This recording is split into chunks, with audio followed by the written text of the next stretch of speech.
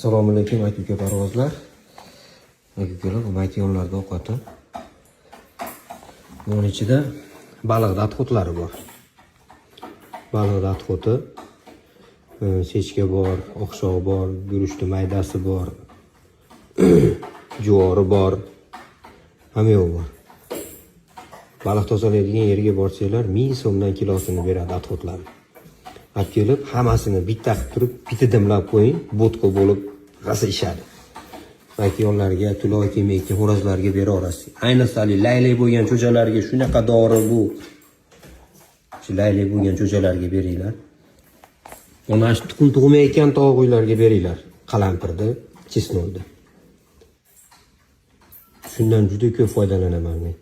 Tuxum tug'maydigan tovuqlarni ham tug'dirib yuboradi.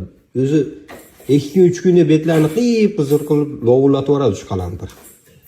Bir 3 kunmi, bir haftami bering. Sabzi, piyoz, qizilcha, karam. Karamni ham uzmang. Karamni ham kalsiysi ko'p. Biz uyga kelganki tovuq rasa yursa bir hafta turadi, 10 kun turadi. Tuxumga kirib ketadi avtomatik.